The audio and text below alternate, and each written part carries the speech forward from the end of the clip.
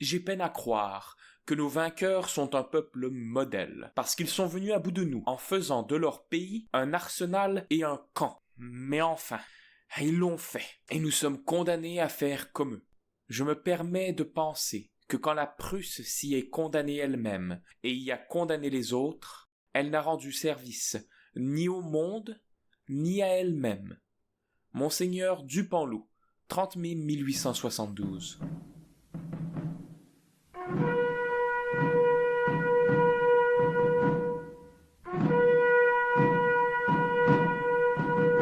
Bienvenue à Honneur aux vaincus, un podcast dédié à l'histoire des armées françaises durant la Deuxième Guerre mondiale. Épisode 1. La naissance. Le 22 juin 1940, le gouvernement français signe un armistice avec l'Allemagne nazie. Ceci est la conclusion de 6 semaines de campagne particulièrement violente, où l'armée de la Troisième République française et ses alliés ont été battus par les divisions blindées de l'Allemagne nazie. Si l'objectif de ce podcast c'était simplement d'expliquer les causes de cette défaite, je me contenterai de dire que les armées françaises ont été battues par un ennemi disposant à peu près des mêmes moyens qu'eux, mais qui a utilisé plus efficacement son matériel grâce à une doctrine militaire plus aboutie, un corps d'officiers plus compétent et un sacré coup de chance. Cependant, l'objectif de cette série est d'expliquer non seulement les causes de cette défaite, mais aussi ses conséquences. En effet, ce podcast a comme ambition de raconter l'histoire des armées françaises durant la Deuxième Guerre mondiale. Ceci inclut aussi bien les soldats qui se battront en France contre l'Allemagne nazie et les forces de l'Italie fasciste de Benito Mussolini, mais aussi les soldats qui se battront en Libye contre l'Africa Korps, sur les côtes de Casablanca contre les États-Unis, dans la boue russe en portant l'uniforme de la Légion des volontaires français contre le bolchevisme, dans les ruines de Berlin en portant l'uniforme SS, ou même dans les montagnes de l'Autriche en portant le tout nouvel uniforme d'une armée française qui commençait à renaître. Vous pouvez donc voir par l'ensemble des lieux et des causes énumérées que durant la Deuxième Guerre mondiale, les Français et Françaises en armes se sont battus partout dans des contextes complexes et variés.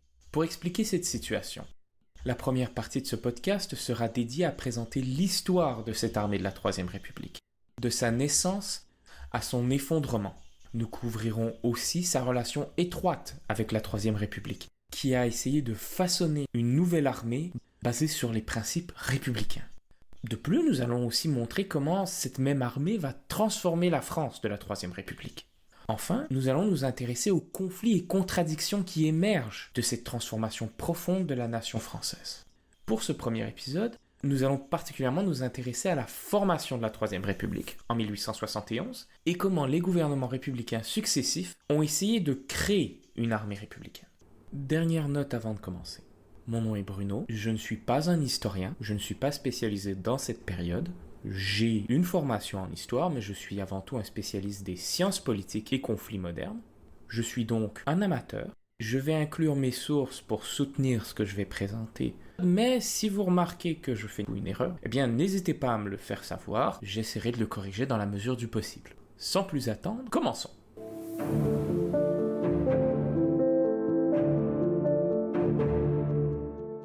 La Troisième République trouve ses origines dans la chute d'un régime, ou plutôt un empire. Cet empire, c'est celui de Louis-Napoléon Bonaparte, dit Napoléon III, ancien président de la Deuxième République, qu'il avait renversé avec l'aide de l'armée.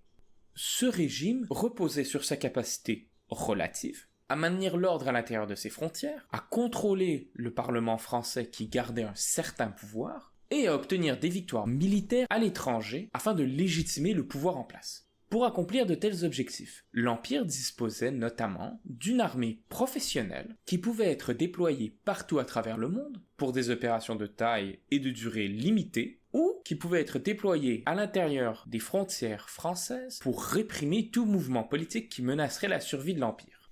L'ennui, c'est qu'en 1870, le gouvernement de l'empereur a subi plusieurs revers à l'international, suite notamment à l'échec de sa campagne au Mexique, mais aussi à cause de la montée en puissance de son voisin prussien qui a su conquérir tout le nord de l'Allemagne et qui a battu à plate couture l'armée autrichienne à Sadowa. Dans le même temps, Napoléon III est tiraillé entre un camp républicain qui gagne de l'influence et qui demande une plus grande démocratisation de la société française, et de l'autre côté est face aussi à un camp plus conservateur qui s'oppose à toute politique de libéralisation de la société française. Notamment, elle s'oppose aux mesures de Napoléon III pour donner plus de pouvoir au Parlement et garantir la liberté de la presse. L'Empire se retrouve ainsi dans une situation délicate, où il est à la fois menacé à ses frontières et où sa légitimité semble être remise en cause par une partie de la classe politique nationale. Ceci ne veut pas dire que l'Empire est prédestiné à s'effondrer, mais que le régime se sentait affaibli et menacé. Il faut donc trouver une solution pour consolider le régime, et certains pensent qu'une victoire à l'étranger pourrait assurer la pérennité du régime napoléonien. La Prusse semble être le candidat idéal. C'est ainsi qu'une crise diplomatique mineure entre la Prusse et la France concernant le trône d'Espagne est transformée par la presse française et les habiles manipulations du chancelier prussien Otto von Bismarck en grave insulte à l'honneur de l'Empire. L'empereur déclare ainsi la guerre à la Prusse en juillet 1870, croyant qu'une victoire rapide lui permettrait de redorer le blason de son régime et contenir la montée en puissance de son voisin. Cet optimisme n'est pas obligatoirement déplacé. L'armée impériale est composée d'environ 300 000 soldats professionnels et qui est équipée du plus récent modèle de fusil. Bon, plusieurs de ces soldats sont stationnés en Algérie. Mais Napoléon peut en théorie compenser ce manque de troupes par la mobilisation de ses réserves et en ralliant certaines grandes puissances européennes à sa cause. Le problème, c'est que les autres puissances d'Europe décident de ne pas intervenir. Pire, les États du sud de l'Allemagne, qui avaient conservé leur indépendance vis-à-vis de la Prusse, décident de se rallier à cette dernière pour s'opposer à ce qu'ils considèrent comme une agression étrangère. L'armée impériale doit ainsi faire face à plus de 500 000 conscrits prussiens très bien encadrés, qui peuvent être transportés rapidement au front à l'aide d'un excellent système de chemin de fer, et qui disposent d'un corps d'officiers compétents, organisé autour d'un état-major uni qui définit clairement les missions de l'armée coalisée. L'armée impériale française semble être l'opposé complet de cette armée prussienne. En plus de son infériorité numérique, l'armée française ne dispose pas d'un état-major uni pour coordonner cette campagne militaire. Pire encore, les généraux français n'ont pas l'habitude de commander des troupes aussi nombreuses. Ceci s'ajoute au problème de mobilisation des réserves de l'armée, qui n'existent souvent que sur le papier. Pire encore, le ravitaillement et transport de cette armée impériale par le réseau de chemins de fer n'est pas coordonné efficacement, ce qui ralentit le déploiement des unités françaises sur le front et nuit fortement à leur cohésion. Donc la guerre est très mal engagée pour les Français, qui sont inférieurs en nombre, mal commandés et ne disposent pas de lignes de ravitaillement fiables. Maintenant, ceci ne veut pas dire que les Français n'ont aucune chance de gagner. Quand elles sont bien commandées, les armées françaises arrivent à remporter plusieurs succès défensifs notables. Cependant, les commandants des forces armées françaises n'exploitent pas ces succès défensifs et laissent largement l'initiative aux forces prussiennes, qui vont profiter de l'apparente inertie du corps des officiers français pour déborder ses flancs dégarnis ou écraser l'armée française sous un déluge de feu grâce à son artillerie qui dispose d'une portée supérieure. L'armée impériale se voit ainsi obligée de reculer continuellement sur le territoire national, alors qu'elle était supposée envahir la Prusse. C'est ainsi qu'après 1 mois et demi de défaites et de contre-attaques infructueuses, la quasi-totalité de l'armée de Napoléon III se retrouve piégée dans 2 forteresses du nord de la France, celle de Sedan et celle de Metz. La forteresse de Sedan, où l'empereur se trouve parce qu'il accompagnait la troupe pour relever son moral, finit par se rendre le 2 septembre, à cause de l'intensité des combats. La forteresse de Metz tiendra 1 mois de plus, mais elle finira par tomber à cause d'une mauvaise organisation du ravitaillement et de la passivité de son commandant. La France est sans empereur et sans armée. Les Prussiens peuvent marcher sur Paris sans opposition. En réaction à ce désastre, l'impératrice Eugénie va essayer de sauver l'Empire en négociant avec différents membres du Parlement pour trouver un compromis qui pourrait garantir à la fois la survie de l'Empire et former un gouvernement capable de combattre l'envahisseur prussien. Après de nombreuses tractations, les bonapartistes et certains républicains modérés semblent sur le point de passer un accord qui pourrait permettre de former un gouvernement de transition qui préserverait la dynastie napoléonienne. Le problème, c'est que ces négociations ont lieu au Palais Bourbon à Paris, une ville où l'idéologie républicaine y est très populaire. C'est ainsi qu'une foule va commencer à se réunir devant le palais pour voir ce qui se passe et, dans certains cas, faire la promotion de la République. C'est ainsi que le 4 septembre, alors qu'un accord est sur le point d'être approuvé, que cette foule va profiter de l'ouverture des grilles du palais Bourbon et de la passivité des gardes présents pour envahir le palais et interrompre les débats du Parlement. Les Parisiens qui envahissent le Parlement exigent la déchéance de l'empereur et la proclamation de la République. Un groupe de députés, mené par un certain Léon Gambetta, va accepter de collaborer avec la foule et ira proclamer la formation d'une nouvelle République à l'Hôtel de Ville de Paris. L'Empire a vécu. Maintenant, il est nécessaire de défendre cette nouvelle République. Pour ce faire, plusieurs députés et membres de l'armée vont former un gouvernement de défense nationale. Ce gouvernement va essayer de constituer une nouvelle armée française en organisant des levées de masse à travers la France, afin de contenir l'avancée des Prussiens sur Paris et reconquérir le territoire national perdu.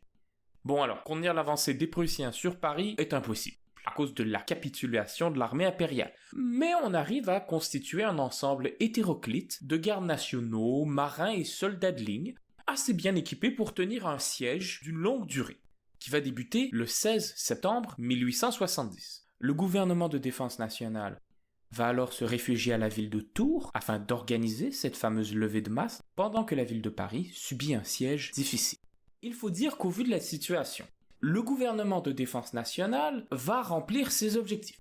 En quelques mois, il arrivera à lever plusieurs centaines de milliers de soldats français et de volontaires étrangers pour combattre l'invasion de la coalition allemande. Par exemple, selon le livre de François Roth, La guerre de 70, le gouvernement de défense nationale arrivera à lever près de 450 000 soldats seulement pour la défense de Paris.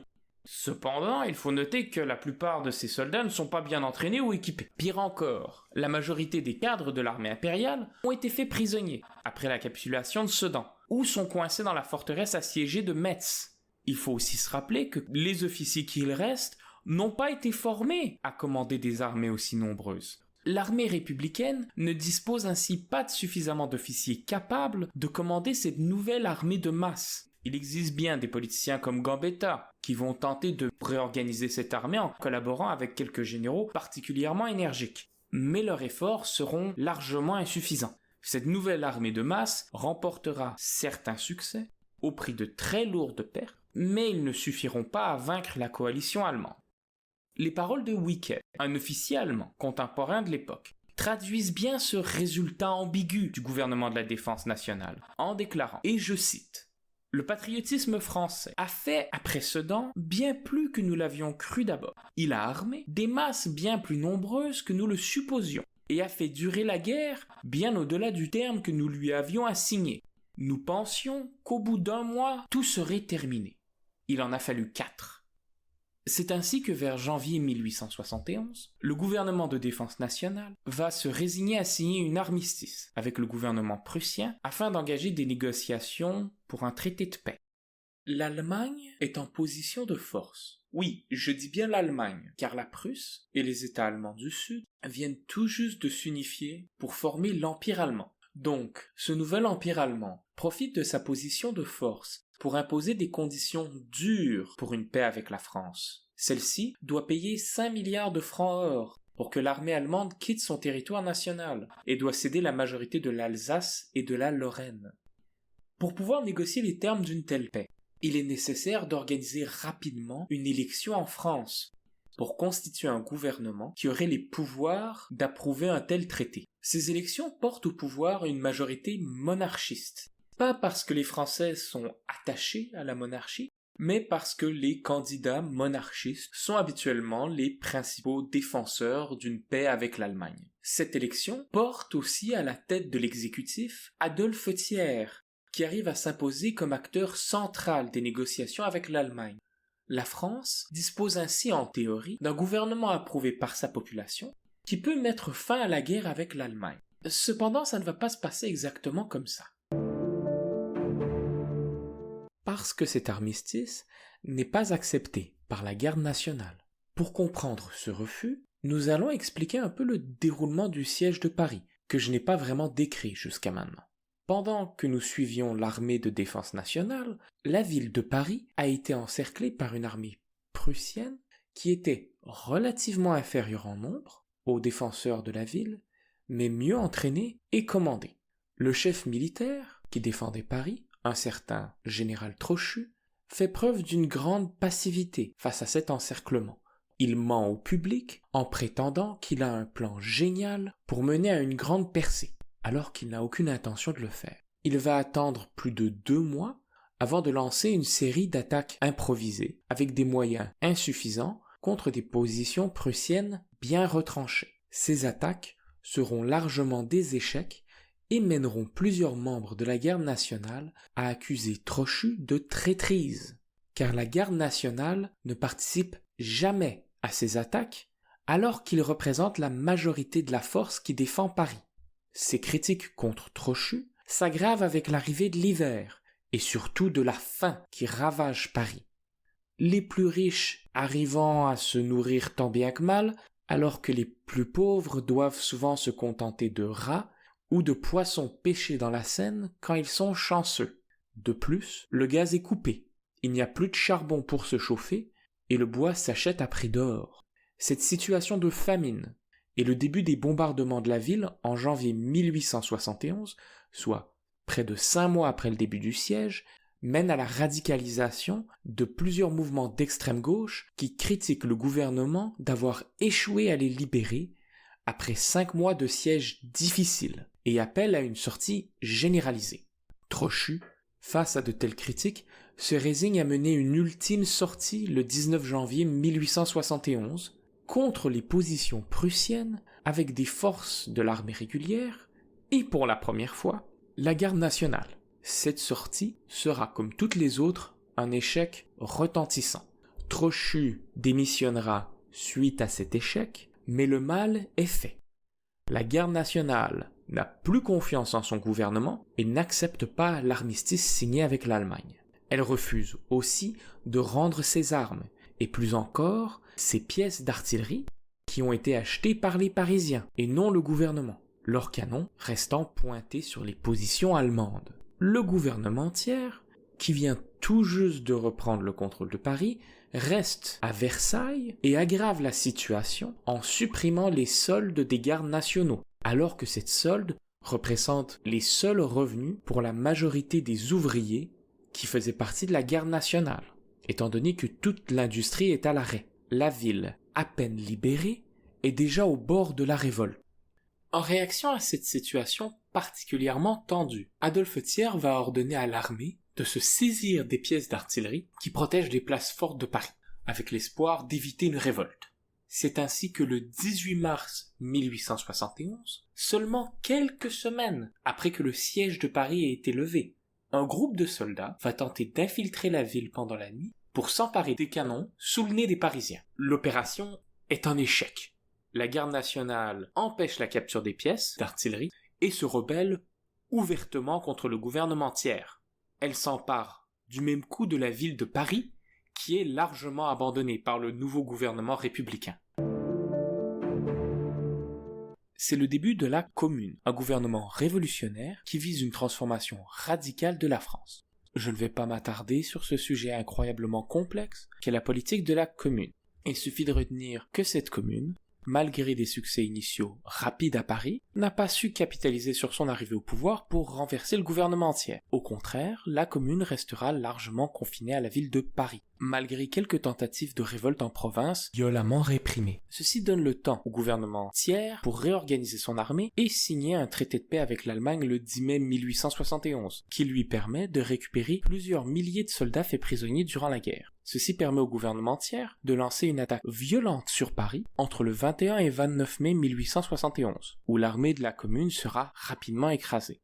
Ceci s'explique par le fait que la garde nationale est profondément désorganisée et manque de commandement unifié. Après la victoire conservatrice, une répression importante s'abattra sur toute la France, où des milliers de supposés communards seront fusillés ou envoyés en exil vers les colonies. La Commune est définitivement écrasée et c'est un parlement dominé par des éléments conservateurs qui arrivent au pouvoir. Ils héritent d'une France vaincue, humiliée et déchirée par la guerre civile. Donc, la France vient juste de passer à travers une guerre civile violente. qui a profondément ravagé Paris, mais aussi les provinces. D'ailleurs, même si techniquement la commune est détruite, on chasse encore du communard. Il y a des gens qui vont être mis devant des tribunaux militaires pour être exécutés ou pour être envoyés en colonie.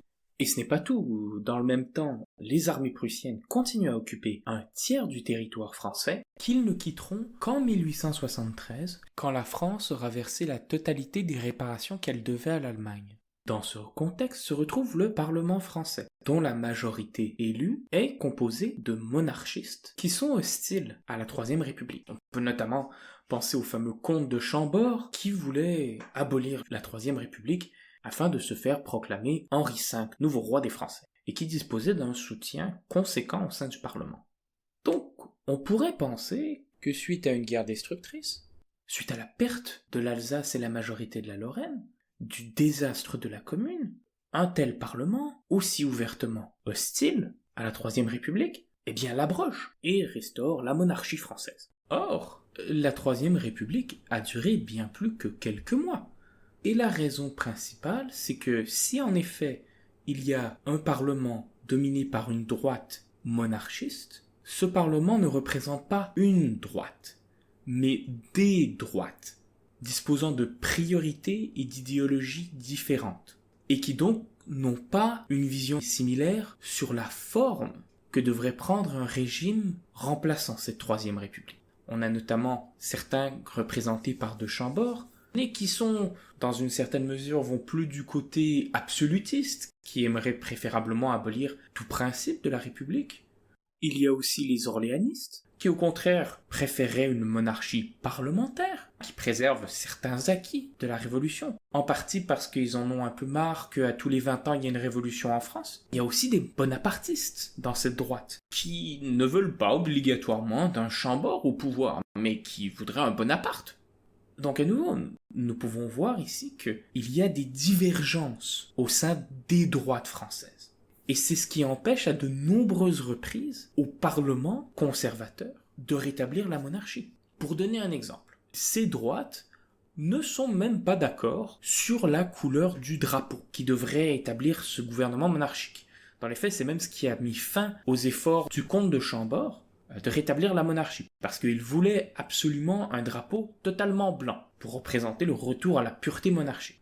Les orléanistes veulent garder le bleu, blanc, rouge. Dans le même temps, il y a des membres des forces armées qui se sont battus avec le drapeau bleu, blanc, rouge, qui ne sont pas intéressés à renoncer à ce symbole de la grandeur de la France et du sacrifice des soldats français durant cette guerre franco-prussienne. En plus de ces désaccords idéologiques, les membres du Parlement ont aussi des intérêts personnels à préserver ce système parlementaire français. Parce que si la monarchie est proclamée et que la République est abolie, ils perdent une partie de leur pouvoir et de leur influence au sein de la politique française.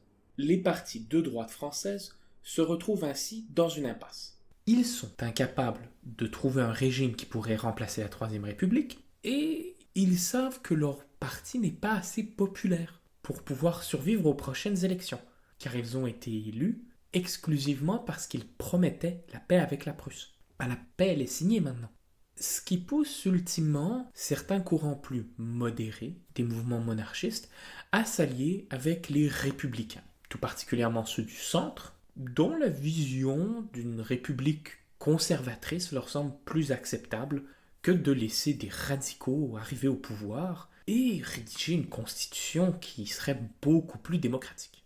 C'est ainsi qu'en collaboration avec ces républicains, les partis de droite vont rédiger en 1875 une constitution qui a plusieurs mesures mises à l'intérieur évidemment pour modérer les excès démocratiques du Parlement, notamment en mettant en place un Sénat composé de personnalités nommées par des notables qui sont habituellement inamovibles, c'est-à-dire qu'ils occupent cette position à vie et qui ont le pouvoir de bloquer des projets de loi. Mais en même temps, l'établissement de cette constitution accuse un échec. C'est l'échec de la droite monarchiste à proposer une alternative à la Troisième République. Cet échec mènera à la marginalisation politique des monarchistes et des bonapartistes, qui progressivement seront battus au fil des élections par les républicains, qui arriveront pleinement au pouvoir en 1879. Les républicains sont à partir de maintenant pleinement aux commandes de la Troisième République et peuvent imposer leur vision à l'ensemble de la nation. le gouvernement républicain arrive au pouvoir, il a un projet ambitieux, celui de républicaniser la France. Ceci est nécessaire, car il faut bien comprendre que la France du XIXe siècle a surtout connu des régimes bonapartistes ou monarchistes avant la Troisième République. Les républicains désirent donc que leurs valeurs et idées soient acceptées par une grande majorité des Français jusque dans les plus petits villages. Pour ce faire, ils vont mettre en place une série de réformes qui sont censées amener les valeurs républicaines à tous les Français.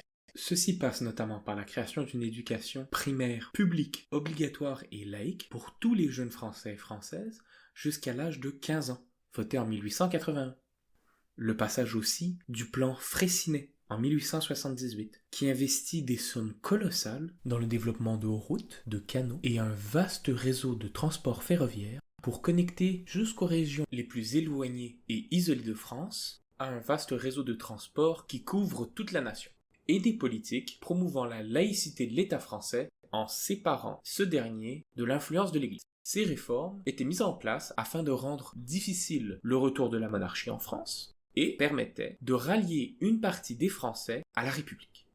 Et ces réformes seront un franc succès. Bon, au bout de 30 ans de négociations, de compromis complexes et difficiles, mais elles seront un succès. Elles vont progressivement consolider l'influence de la Troisième République à travers toute la France, jusque dans les plus petits villages.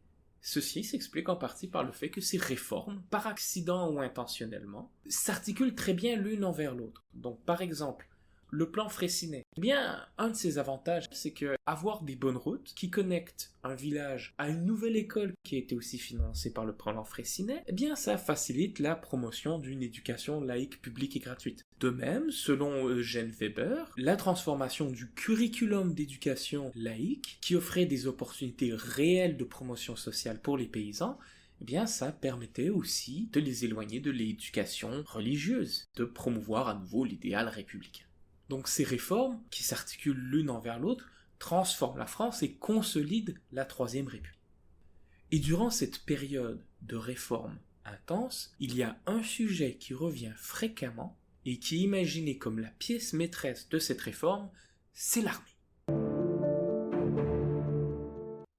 En effet, les gouvernements républicains successifs vont voir dans l'armée une institution centrale dans la promotion de leur idéologie et une pièce maîtresse de la consolidation du régime. Ceci se voit d'abord dans les tentatives répétées de transformer la composition sociale de l'armée française. En effet, l'armée dont les républicains ont hérité est une organisation sociale distincte du reste de la société française et dominée par un corps d'officiers conservateurs. Cette armée est censé être composé de professionnels tirés au sort pour servir de très longues périodes de service dans des casernes loin de la vie civile. Cette méthode de tirage au sort exempte plusieurs classes sociales privilégiées et finit par surtout viser les classes les plus défavorisées. Dans le contexte de la Nouvelle République, un tel système ne pouvait pas être tolérable pour deux raisons. D'abord parce que visiblement cette armée a été vaincue par les Prussiens. Ensuite, parce qu'elle n'est pas conforme aux idéaux républicains. En effet, les gouvernements républicains se méfient des armées de métier professionnelles, car c'est ce type d'armée qui a renversé la Deuxième République en 1852. Plus encore, ces méthodes de recrutement s'opposent à l'idéal d'égalité universelle défendu par certains républicains, étant donné qu'elle fait peser le poids de la défense nationale sur un petit nombre de Français.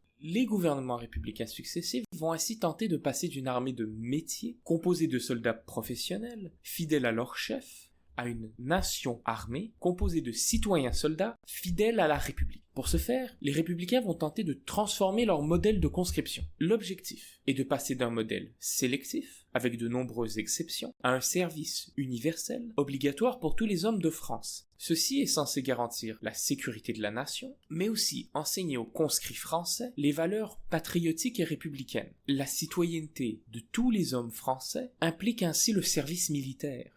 Ce projet de réforme s'inscrit ainsi dans le projet plus large des gouvernements républicains d'enraciner leurs valeurs dans la société française. Bon alors, comme toutes les réformes républicaines mentionnées plus tôt, la réforme de la conscription sera un long processus de compromis et de négociation avec plusieurs acteurs. Ceci va mener à des lois inégales qui nécessiteront des décennies de modifications pour s'approcher de ce concept d'une nation armée. Ceci s'explique par le fait que la première loi sur la conscription a été faite en 1872, Sous le gouvernement conservateur d'Adolphe Thiers, le Parlement d'alors vote une loi qui établit clairement le concept d'une conscription universelle et obligatoire pour tous les hommes français. Si ce changement est important, il faut noter par contre que cette loi préserve largement en même temps les principes de l'ancienne armée française, car elle divise les conscrits en deux groupes. Les citoyens plus pauvres, tirés au sort, qui sont censés servir 5 ans, et les conscrits, venant habituellement de milieux plus privilégiés, qui n'ont qu'à servir 1 an,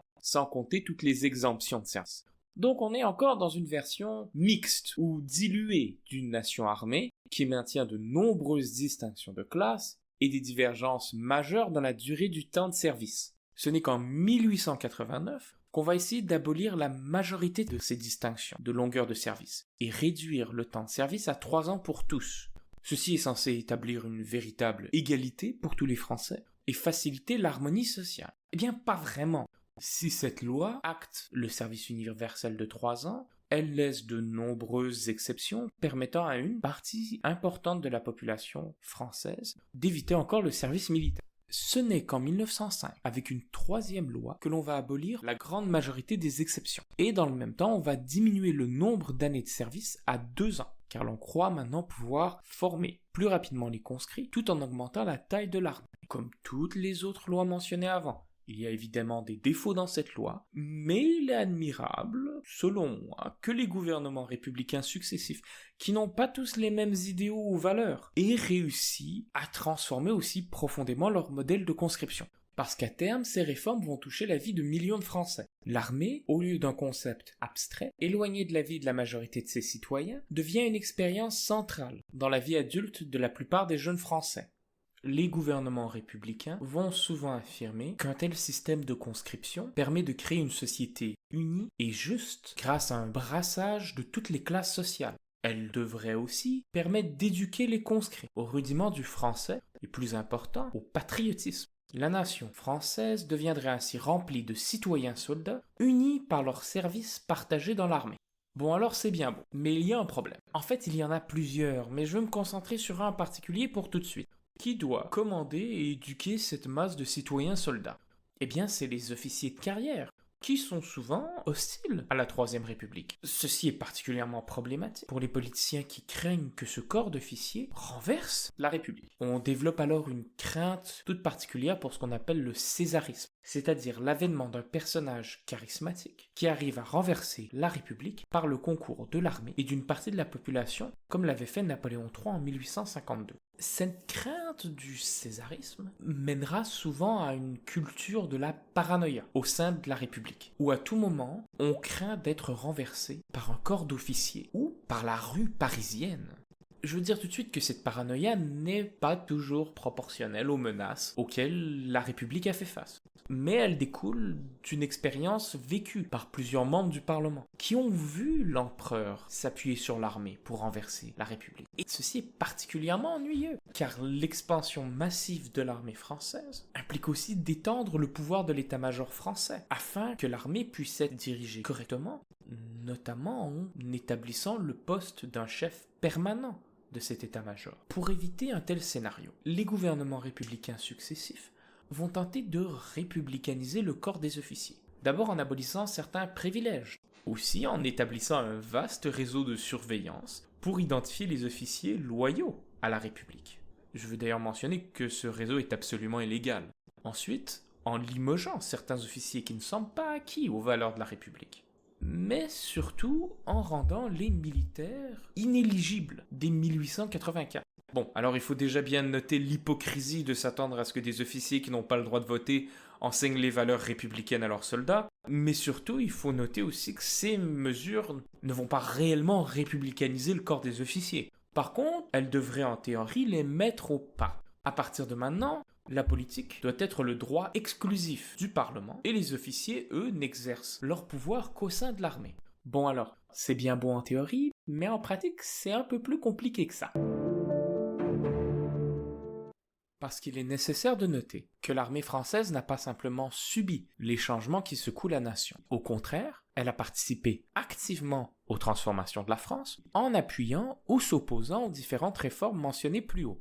Pour comprendre cette situation, il faut déjà savoir ce que je veux dire par armée française. J'utilise ici la définition de Jean-Jacques Becker, qui définit l'armée de cette époque comme l'ensemble du corps des officiers entre le rang de lieutenant et général, qui ont une réelle influence sur les lois que nous avons discutées plus tôt, contrairement aux conscrits qui ne sont que de passage à travers cette institution. J'ai choisi cette définition car elle nous invite à voir l'armée, tout particulièrement son corps d'officiers, comme un ensemble d'acteurs actifs politiquement au sein de la Troisième République. Car il faut bien reconnaître que l'armée joue un rôle politique important. On peut déjà mentionner son rôle dans les opérations de maintien de l'ordre. On a déjà parlé de la Commune, mais il faut aussi noter que l'armée est très fréquemment utilisée pour réprimer des grèves, ou encore pour saisir les biens de l'Église. Même la formation du conscrit est vue comme un outil pour garantir l'ordre social, en inculquant aux conscrits l'habitude d'obéir et de respecter l'autorité. Donc malgré les méfiances des républicains, le gouvernement dépend largement du soutien de l'armée pour être capable de maintenir l'ordre sur son territoire. En plus de ce rôle de maintien de l'ordre, l'armée est aussi un acteur important dans le fonctionnement des institutions républicaines. En effet, un grand nombre d'officiers à la retraite ou de service, jusqu'en 1884, vont siéger au Parlement et façonner les lois de cette nouvelle République. De plus, le ministre de la Défense est presque toujours un général durant cette période. Il devait ainsi rendre des comptes aussi bien au Parlement qu'à l'état-major. De même, la fonction de gouverneur de Paris est toujours confiée à un militaire qui dispose de vastes ressources pour écraser tout trouble interne, mener des opérations d'espionnage à l'étranger ou même des fois acheter le soutien de certains journaux.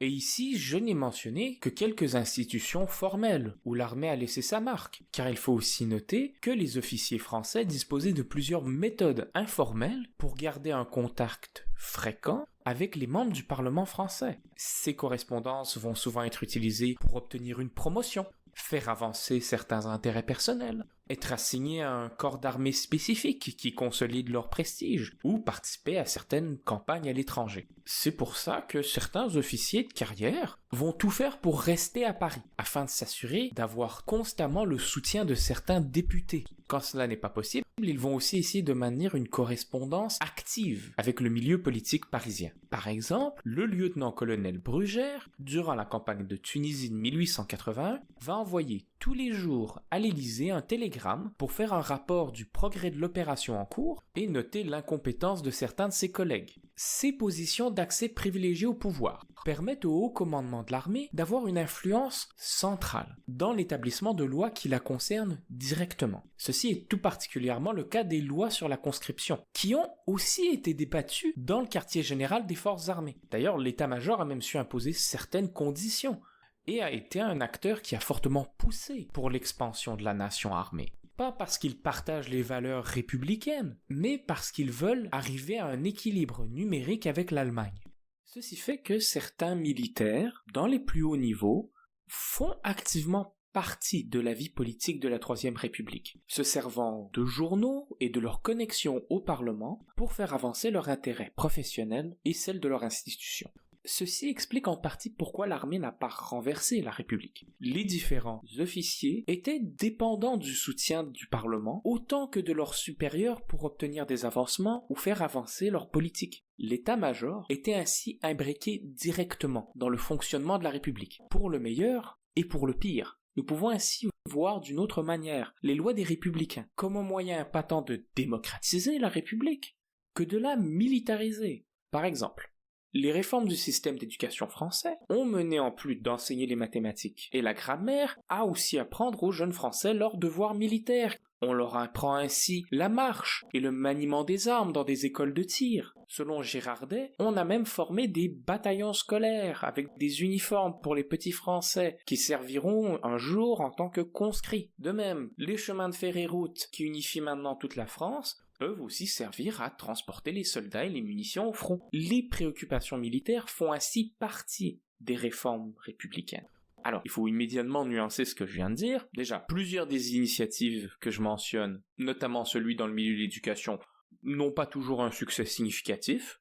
Par exemple, les cours de tir donnés aux élèves ne les préparent pas particulièrement au service militaire, et sont des fois souvent plus un vieux moyen de socialisation chez les civils. De même, les fameux bataillons scolaires ne font pas bien long feu. Les professeurs de plusieurs écoles ne collaboreront pas avec ce système. Donc plutôt que d'être militarisés, la France devient mobilisable, les citoyens français pouvant devenir à tout moment des soldats. C'est pour ça qu'on utilise le terme de citoyen-soldat. Maintenant, et ces fameux citoyens-soldats dans tout ça, comment vivent-ils ce service obligatoire, censé leur enseigner les bonnes valeurs républicaines? Selon Mathieu Marly, la formation du conscrit ne vise pas réellement à lui apprendre le patriotisme ou à être un bon citoyen républicain, encore moins à encourager le brassage social. Au contraire, l'objectif central de la formation du conscrit, c'est de lui apprendre la discipline et la soumission à l'autorité. En effet, les conscrits font face à une discipline ferme des officiers et sous-officiers, qui impose de nombreuses contraintes et contrôles fréquents. Cette expérience combinée à la monotonie du service en caserne est généralement épuisant et avalissant. Le contrôle constant des habitudes des soldats sur leur tenue, leur comportement, la propreté de leur équipement est motivé par le désir des officiers français de maintenir leur autorité sur des conscrits qu'ils ne connaissent pas et qui vont partir bientôt. Le pire, c'est que pour échapper à de telles contraintes, on pourrait supposer qu'une promotion serait le meilleur moyen pour un conscrit d'éviter autant de brimades. Mais dans les faits, plus on monte dans le rang des sous-officiers, plus on est exposé au contrôle et à la répression de l'officier. Cette situation est aggravée par le fait que l'expérience de ce service n'est pas répartie de manière égale. Au contraire, selon le milieu d'où on est issu, il y a plusieurs manières d'échapper aux contraintes du service. Par exemple, si vous venez d'une famille plus aisée, vous pouvez payer un conscrit d'une famille plus pauvre pour prendre en charge l'entretien de votre équipement, le nettoyage de vos habits, et vous pouvez même louer une maison en ville pour ne pas dormir en caserne avec ses camarades. Aussi, si vous êtes bien éduqué, vous pouvez obtenir un poste de comptable qui permet d'éviter les efforts physiques difficiles. C'est d'ailleurs pour ça que très souvent, les anciens seront sollicités afin de trouver une bonne planque. Pire encore, ce service obligatoire ne garantit pas de promotion à un rang plus élevé. Car en effet, la Troisième République impose aussi des standards stricts sur l'éducation. Un soldat ne peut pas simplement devenir un général parce qu'il a passé beaucoup de temps dedans. Il doit avoir une bonne éducation, écrire un bon français, connaître les mathématiques et la physique. Une éducation qui est impossible pour la majorité des Français, car pour ça, il faut disposer d'une éducation secondaire qui n'est pas gratuite, contrairement à l'éducation primaire. L'armée nationale française, ainsi, plutôt que de créer ce fameux brassage social, reproduit à une large échelle les inégalités sociales qui secouent la République de cette fin de siècle. Alors on pourrait se poser la question, pourquoi est-ce que ces citoyens qui ont des droits ne se révoltent pas contre cette situation, ou désertent, organisent des mutineries? On pourrait supposer que c'est parce que malgré le scepticisme que j'ai présenté, la conscription garde une certaine légitimité auprès des conscrits. Après tout, ils obéissent aux ordres. Donc clairement, ça doit être parce qu'ils ont un certain patriotisme. Selon Marly, cette apparente soumission inconditionnelle n'est pas due au patriotisme supposé des Français, mais bien au fait que les conscrits disposent d'une certaine marge de manœuvre pour échapper, au moins temporairement, aux contraintes du service. Il existe plusieurs lieux et moments où un conscrit peut se reposer et respirer un peu loin du regard du sergent.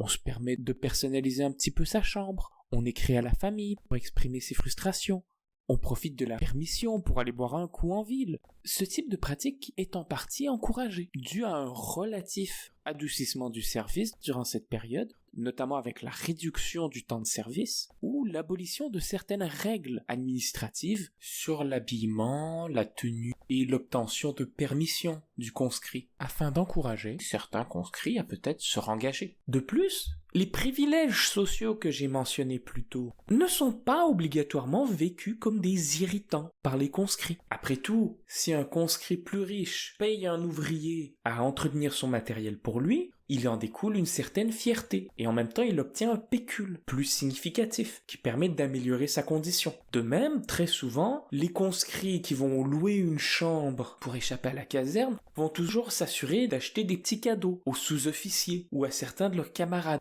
À nouveau, il y a des relations de réciprocité qui garantissent, si ce n'est pas d'atteindre l'idéal d'égalité et de brassage social absolu voulu par les républicains, très certainement elles rendent tolérable les difficultés du service obligatoire, alors qu'il n'y a pas de guerre à l'horizon.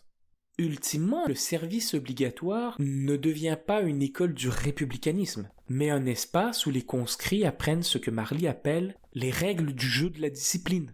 Ils apprennent à savoir comment se soumettre au pouvoir de l'armée, tout en négociant un espace où ils peuvent gagner d'un peu de confort personnel, dans un univers autrement contraignant et aliénant. Ce que je décris n'a en soi rien de surprenant. La vie de caserne a historiquement été très souvent difficile. D'ailleurs, je peux penser à des exemples bien pires, comme l'armée tsariste jusqu'en 1862, où à chaque fois qu'un conscrit était choisi, il devait servir 20 ans dans l'armée. Une période tellement longue que les membres de leur village organisaient habituellement des funérailles symboliques quand un membre de leur communauté rejoint l'armée. La différence notable, c'est qu'avec l'arrivée massive de membres de certains milieux privilégiés, mieux éduqués et connectés, les conditions réelles du service militaire dans la caserne deviennent connues du large public. Ceci se fait d'abord par la publication d'une série de romans, comme Cavalier Misérie d'Abel Herman en 1887 ou Sous-Off de Desclave en 1890, qui présente l'armée comme un lieu de vice et de déchéance. La caserne n'était ainsi plus vue comme un lieu de moralisation, mais comme un lieu de promiscuité, qui avilit les mœurs et les pratiques dans des exercices épuisants qu'il n'est possible de compenser qu'en buvant abondamment pour échapper à la mélancolie d'un service dur, monotone, et surtout qui a l'air inutile. Car il faut se rappeler qu'entre 1871 et 1914, la France connaît une période de paix prolongée en Europe. Ceci est encore aggravé par les journaux qui commencent de plus en plus à publier des histoires critiques des conditions de vie des conscrits et de leurs casernes. On voyait ainsi réémerger, à partir de cette critique de la conscription, des mouvements antimilitaristes qui avaient largement disparu après la défaite de 1870. La conscription avait ainsi en partie facilité l'apparition de voix critiques de l'armée. Mais bon, il faut quand même noter que nous parlons d'un petit groupe d'intellectuels à l'influence limitée. Et il faudrait vraiment que l'armée merde dramatiquement pour que sa place au sein de la nation française soit remise en cause. Il faudrait une affaire qui secoue les bases même de la République. Mais c'est incroyablement improbable. Bon alors, parlons de l'affaire Dreyfus. Une affaire où l'armée a si dramatiquement merdé que sa place au sein de la nation, et par extension la Troisième République, a été remise en cause par un regroupement d'intellectuels et de pacifistes. Pour expliquer cela, on va d'abord essayer de résumer cette fameuse affaire. Elle débute par la découverte d'un bordereau jeté dans les poubelles de l'ambassade d'Allemagne en 1894. Ce bordereau est récupéré par la femme de ménage qui travaille pour les services secrets français. Elle transmet cette note au département de statistique du 4e bureau, qui est en fait le département de renseignement. Cette note contient de nombreuses informations sur les modèles d'artillerie utilisés par l'armée française, son matériel et surtout des commentaires sur un possible nouveau manuel d'artillerie qui est censé être réservé à un groupe très sélect au sein de l'armée. Le département de statistique du 4e bureau suppose alors, à tort, que cette information n'a pu être obtenue que par un membre de l'état-major. En se basant sur cette mauvaise analyse, le 4e bureau tente d'identifier l'individu qui a écrit ce document en analysant l'écriture de tous les membres de l'état-major. On remarque alors le capitaine Alfred Dreyfus, qui faisait un stage au sein de l'état-major et qui semble avoir la même écriture que sur le fameux bordereau. De plus, il avait reçu d'assez mauvaises notes durant son passage au 4e bureau, parce qu'il était juif. Même si le haut état-major ne dispose d'aucune preuve, en dehors de cette relative similarité de signature, il est décidé que le coupable est Dreyfus. Dreyfus sera alors arrêté, jugé et condamné par un tribunal militaire. La légalité de la situation importe peu pour l'armée qui considère ceci comme une affaire interne. On fait juger Dreyfus à huis clos et on salit sa réputation dans des journaux antisémites. Dreyfus est envoyé dans un bagne colonial et l'affaire aurait pu s'arrêter là. Le problème, c'est que Dreyfus clame continuellement son innocence. Et pire, que ses affirmations sont relayées par certains cercles d'intellectuels et de journalistes. Malgré les tentatives répétées de l'armée pour mettre fin à cette affaire, des mouvements de plus en plus vastes s'organisent pour remettre en cause le récit de l'armée et du même coup la légitimité de la Troisième République.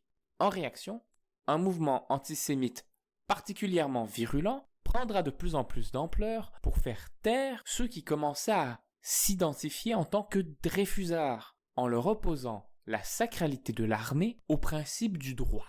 L'armée, sous pression, décide alors de juger une nouvelle fois Dreyfus et le condamne à nouveau parce qu'admettre une erreur entacherait la légitimité de l'armée. Pire, quand on trouve le vrai coupable de cette trahison, un certain commandant Esterhazy, l'armée, l'innocent, pourrait éviter d'admettre son erreur sur le cas Dreyfus.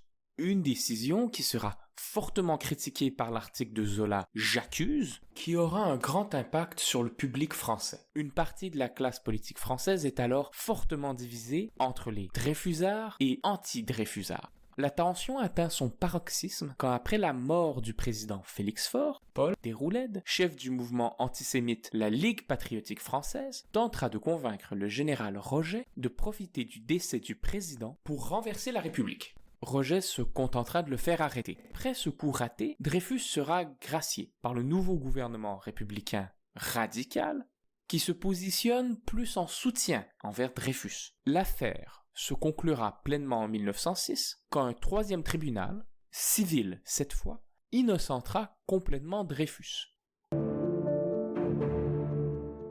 Bon alors, une telle affaire nous mène à poser une question toute simple, soulevée dans le J'accuse d'Émile Zola. Comment peut-on faire confiance à une telle armée pour protéger la République d'une invasion allemande? Et ceci n'est pas une simple question technique, c'est une question qui va aux racines même de la Troisième République. Souvenez-vous, plus tôt j'ai mentionné que le service obligatoire était une partie intégrante de la Troisième République. Comment peut-on avoir confiance en un tel régime si l'armée qu'elle constitue ne respecte pas l'état de droit ou la liberté d'expression? Le gouvernement républicain radical, qui va arriver au pouvoir de 1899, va tenter de répondre à cette question en mettant en place certaines réformes. Déjà, elle va purger l'armée, en mettant à la retraite certains officiers qui se sont trop compromis dans l'affaire. Elle va ensuite mettre en place les réformes de la conscription de 1905, que j'ai déjà rapidement mentionnées, qui est censé pleinement rapprocher l'idée de cette fameuse nation armée de la réalité, notamment en enlevant toutes les exceptions pour échapper au service obligatoire. On met aussi en place de très nombreuses mesures pour adoucir la pénibilité de la conscription, notamment en raccourcissant le temps de service. Enfin, on essaie de transformer les officiers français en éducateurs, qui devront non seulement enseigner la discipline aux soldats, mais aussi les bonnes valeurs morales. Ceci est censé permettre aux officiers de traiter avec plus de respect les conscrits qui passaient sous leur ordre et sortir de leur isolation institutionnelle. Elle devait aussi faire de l'armée une réelle école du républicanisme. Cette idéologie est adoptée par certains officiers qui partagent cette vision républicaine et voient ce rôle d'éducateur comme un moyen de donner sens à leur fonction ou au moins d'obtenir une promotion. On assiste ainsi à une transformation partielle de l'institution, même si la séparation entre officiers et conscrits reste marquée. Ces réformes seront fortement critiquées par la gauche du Parlement, qui le voit comme un compromis qui ne va pas assez loin. La plus fameuse de ces critiques est évidemment celle de Jean Jaurès, dans son livre L'Armée nouvelle, qui affirme que les réformes républicaines gardent une dramatique ambiguïté entre les valeurs de l'armée permanente et la nation républicaine. Et il propose ainsi de nombreuses réformes à l'éducation des officiers pour qu'ils passent plus de temps dans des universités publiques afin de sortir de leur petit monde d'intrigues déconnecté de la vie publique. Il demande aussi une meilleure formation des réserves. Il demande enfin de diminuer significativement l'emphase mise sur le service en caserne, qui selon lui ne contribue que marginalement à la formation des soldats, mais n'est réellement là que pour former certains cadres et garder une armée dite d'actifs prête à l'emploi à tout moment. À la place, Jaurès propose une armée dite de milices, sur le modèle suisse, où toute la nation peut être mobilisée en quelques jours afin de défendre le territoire national. Les conscrits ne devraient servir que 6 mois, mais être entraînés périodiquement à des grands exercices pratiques. Il y a évidemment des limites à ce projet, que Jaurès reconnaît lui-même. Mais son idéologie d'une armée française défensive va garder une grande influence sur la politique française, notamment auprès de certains penseurs pacifistes et de gauche. Cependant, il faut noter que je vais bien vite en affaire. Les idées de Jaurès n'auront pas un réel impact immédiat. Comme le note Girardet, si en effet les idéologies pacifistes ont su s'imposer dans le discours public français durant l'affaire Dreyfus, elle n'a pas pour autant rendu l'armée impopulaire ou moins nécessaire. Au contraire, dans les années qui vont suivre l'affaire, l'armée va devenir progressivement plus importante à cause de montées de tensions avec la Grande-Bretagne pour se disputer l'exacte délimitation des colonies en Afrique, sans compter des tensions de plus en plus intenses avec l'Allemagne qui pousseront d'ailleurs le gouvernement à refaire passer le temps de service à 3 ans en 1913. Il faut enfin se rappeler que, quand la Première Guerre mondiale aura lieu, il n'existera quasiment aucune résistance à la mobilisation au début de la guerre. Donc, cette affaire ne remet pas réellement en cause le concept d'armée-nation. Cependant, elle fait pour la première fois apparaître des remises en question de son système qui vont marquer la Troisième République pour le reste de son existence.